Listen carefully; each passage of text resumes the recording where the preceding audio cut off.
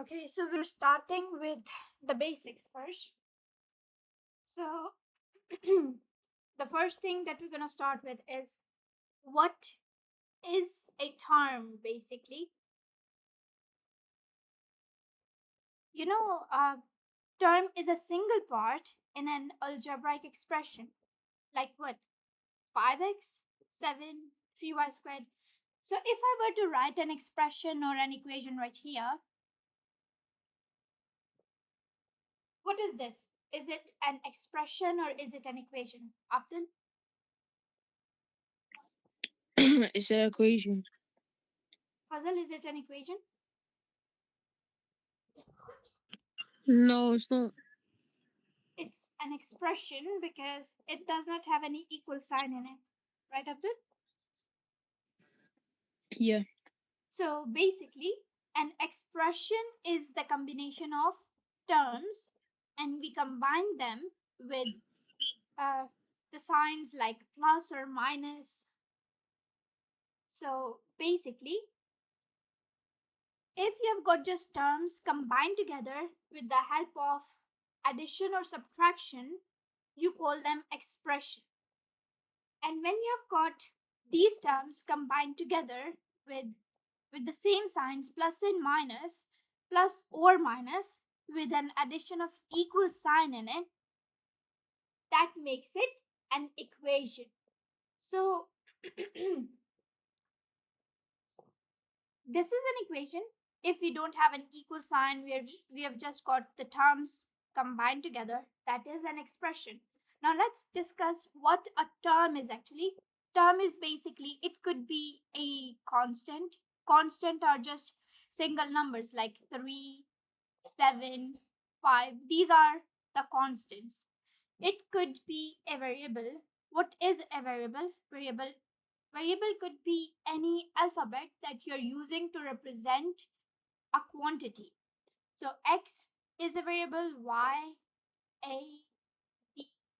These alphabets, they are basically the variables. In mathematical terms, we call them the variables because they represent some values. So a term could be a constant, it could be a variable, it could be the combination of both. You call it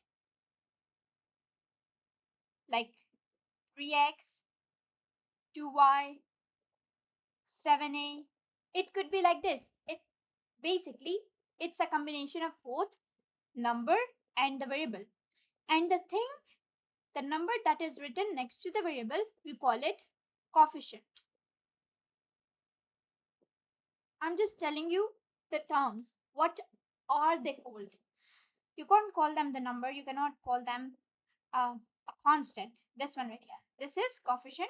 If a number is written separately, like 7, like here in this expression, 5x plus 7. This 7 is a constant, whereas this 5 is a coefficient.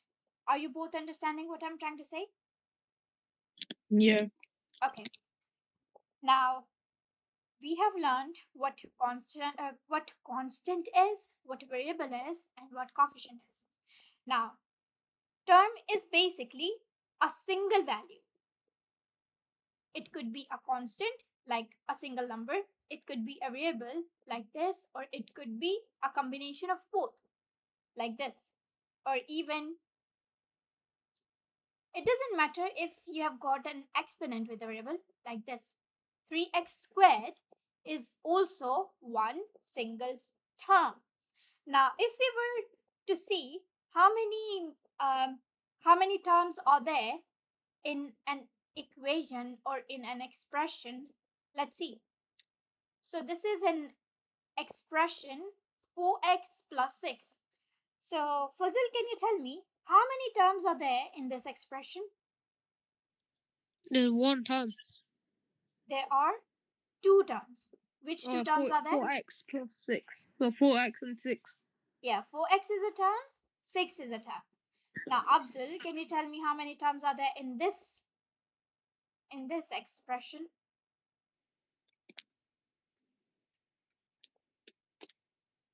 4.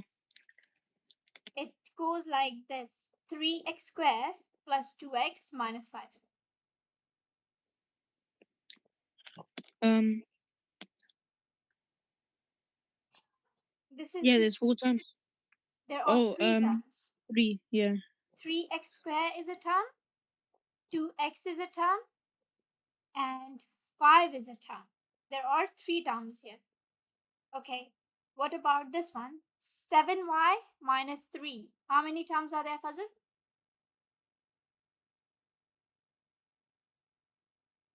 How many terms are there? 2. 7y minus 3?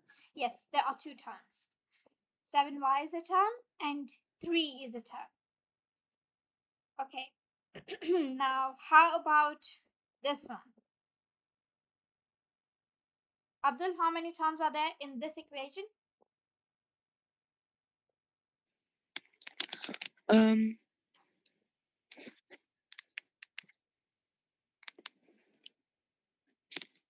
the one that you wrote down, Yes, there are 2. 1, 2, 3. There are three terms. 2x is a term, 5 is a term, and 11 is a term. Is that clear? Now, Yeah. basically, we use terms we use a combination of terms to make an expression and an equation. Is that clear? Now, there are two types of equations: linear equation and quadratic equation. What is linear equation and what is quadratic equation? So basically, the equations that we have done up until now, they are basically the linear equations. So 3x plus 4 equals 10. This is a linear equation. Why is it linear? Because the highest value, the highest exponent of the variable is 1 here. So basically, whenever the exponent of the variable is 1, that is linear equation. When the highest exponent of the variable is 2, then that is quadratic equation. So basically, in this equation, we have just got one term that has got the variable x in it. Is that right? And it does not have any exponent with it. When a variable does not show any exponent with it, you know that the exponent is 1. Now, it means the exponent here is 1. So this is linear. Now, if you look at the other equation right here, we have got two terms here that has got the variable x in it. This one has got the exponent of 2 and this one has got the exponent. It does not show any exponent, so it means the exponent is 1. Is that right? We need to look for the highest exponent. The highest exponent here is 2. So it means this is a quadratic equation. Are you both getting that? Yeah. Yeah. So what did we learn? If we want to identify the type of equation, we know that we have to look for the highest exponent. You're gonna look at the equation and you're gonna see the variable with the highest exponent. This one has got the exponent of 2, so this is quadratic. And this one has got the exponent of 1, so this is linear. Which two types of equations that we just learned? Can you name them? Both of you at the same time?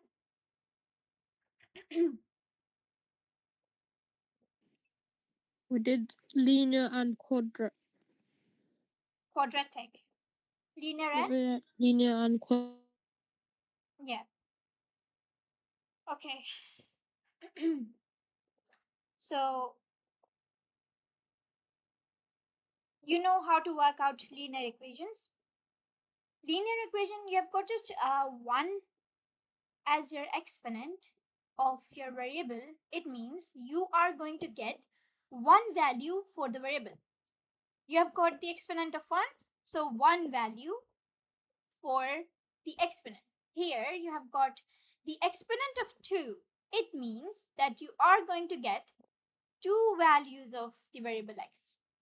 So basically, this one will give you x equals something and x equals something. You're going to get two values. Are you getting what I'm trying to say? In Yeah. linear equations, you get one answer to the variable x, one value to the variable x. And in quadratic equation, you're going to get two values of the variable they have given you in the question. Here I have used x, so two values to the variable x. Now, you can solve the linear equation using just the same way that you do. But for solving quadratic equations, we have got three different methods that we can use to work it out. What methods are there? Factorizing, completing the square, and the third one is using the quadratic formula. So they have mentioned the quadratic formula right here. It is actually x equals minus b plus minus square root b squared minus 4ac over 2a. This is the quadratic formula. We are going to start with the first method for now. We are going to learn the other two methods later on. The first method for solving quadratic equations is factorizing. So first, okay, this is the quadratic equation, isn't it? Yeah. Because the highest value, the highest exponent of the variable is 2. So let's see how we would work it out. X squared plus 7x plus 12 equals 0. This is the equation they have given us, and we are solving it by factorization.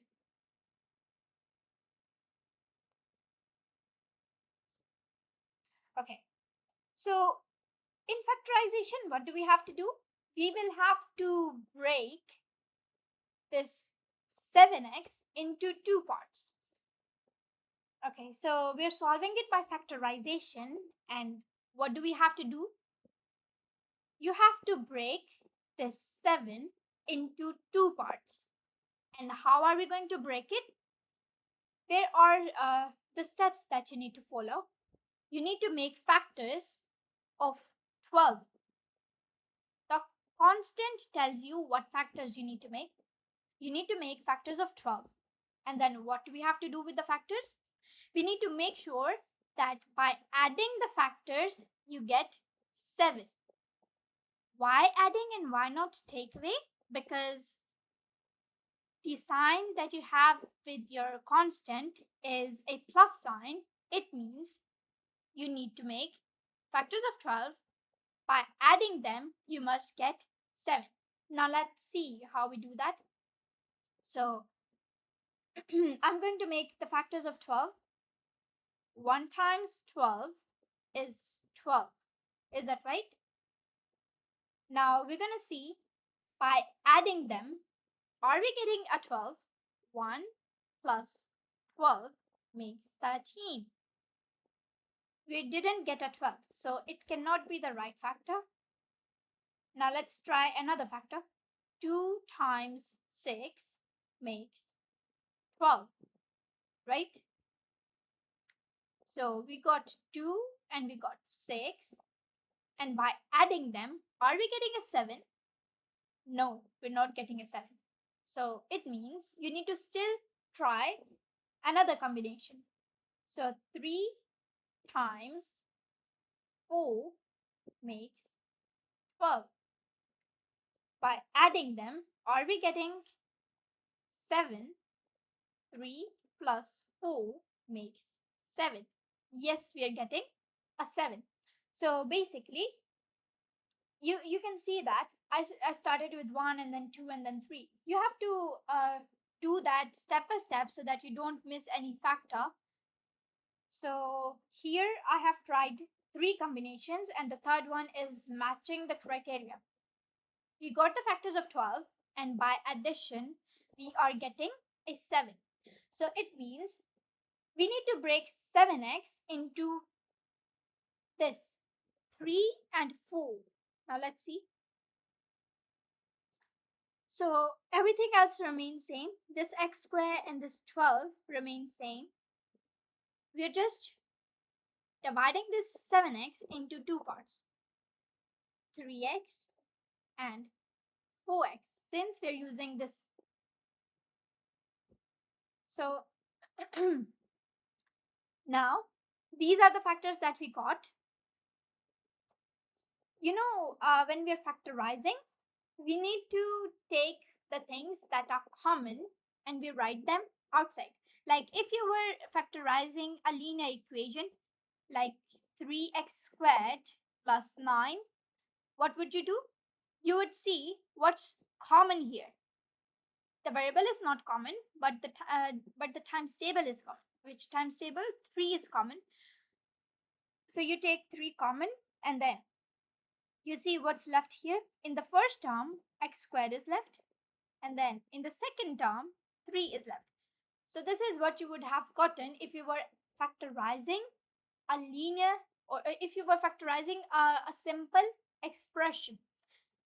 Same goes here. We need to make pairs. This is the first pair, this is the second pair. So what would you do next? You would take something common in the first pair. As you can see, in the first pair, only the variable x is common. We have got an x here, we have got an x here. We always take the smaller value as common. So only a single x is common. Now, if x is common here, what's left?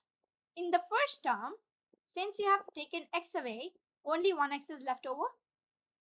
And in the next term, since you have taken away the x, 3 is common. Now we're going to look at the next pair. And as you can see, 4x plus 12, in here, the variable is not common, but a times table is common. Which times table? 4 times table is common. So you take 4 common and you see in this term, you have taken away 4 and x is left over. And in here, since you're using the 4 times table, so 4 times 3 make 12. So that is why you need to write a 3 here. You just need to focus on this part, and you just have to think of it as an expression that you're working out, that you're factorizing, and this is what you would have gotten. Now now we have done the first now we have done this step. We need to move forward. We have got an equation here. So in this equation, this is one term, this is another term. And you know that in both of the terms, we have something that is common. We have x plus 3 common here and here. So we're going to take it outside. In the next step, we are taking x plus 3 common. And now what's left over? Since you have taken away x plus 3, x is left over. You're going to write it in brackets. Whenever you take something common, you write a bracket and you write the leftover inside the bracket. That is why you need to write a bracket. You write x. Now, in the next term, what is common? X plus 3 was common. You take it outside. Now, 4 is left over. So you write a 4 here. Now, this is what you have gotten. X plus 3 and x plus 4 equals 0. This is how you have factorized it. Now, you are going to work out the values for x. And to do that, we need to put both of them equal to 0. The first bracket equals to 0, x plus 3 equals 0, comma, x plus 4 equals 0. Now we are working out for x. since I don't have space below it, I'm going to work it out here. So you're moving this 3 around. It is adding, so you need to take it away on both sides, and you're going to get x equals minus 3.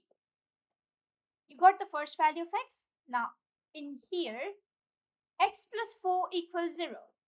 4 was adding, so you're going to do the opposite. You're going to take 4 away on both sides, and you're going to get x equals minus 4. And just like I told you, you would get two values for x. Why would you get two values for x? Because in quadratic equations, the highest power for the variable is 2. So it means you're supposed to get two values of x. Is that clear, both of you? Yeah. Okay. Yeah. I'm going to write another equation here, and I want you to work it out by yourself. You can take this one as an example, the one that I have just solved. You can take a look at the steps and you can try working it out.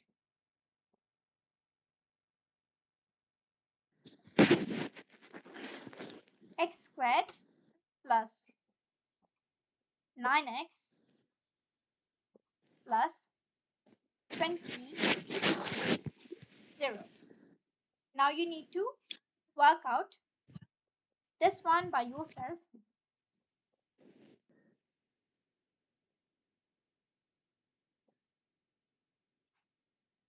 So these are the things that you need to know before solving this equation.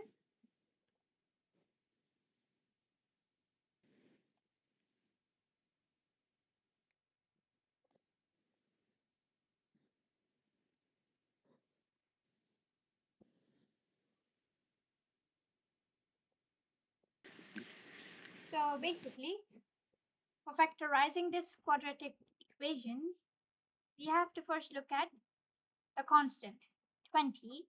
We need to make factors for 20. By adding the factors, we need to get a 9. So 1 times 20 is 20. And if we add them, we're getting a 21, which is wrong. So 2 times 10 is 20. And by adding them, 2 and 10, we're getting a 12, which is again wrong. So 3, we don't have it in 3 times table, we have it on 4 times table. 4 times 5 is 20, and 4 plus 5 makes 20. So, oh, sorry, 4 plus 5 makes 9. So basically, by multiplying, we're getting 20, and by adding, we're getting a 9. So this must be the correct factor. Now let's see how we're going to solve it. So we need to break down 9 into this 4 and 5. X square remains same. So 9x will become 4x and 5x. 20 would be same and equal 0 would be same. Now, after dividing 9 into these two parts, we make the pairs. The first two is the first pair, the second two terms are the second pair. In here, x is common, so x plus 4. And in here, 5 is common, so x plus 4. Now you can see that we get x plus 4 and x plus 4 here, which is common again. Now, in the first term, x is left over. In the second term, 5 is left over. So the remaining things that are left over, we must write them in bracket. So x plus 5. Now, the two brackets, the two factors we got, we must put them equal to 0. X plus 4 equals 0, and x plus 5 equals 0. And that's how we would get the values for x. You move around 4, you get minus 4. And when you move this 5, you would get a minus 5. So the values of x are minus 4 and minus 5. Is that all clear? Yeah.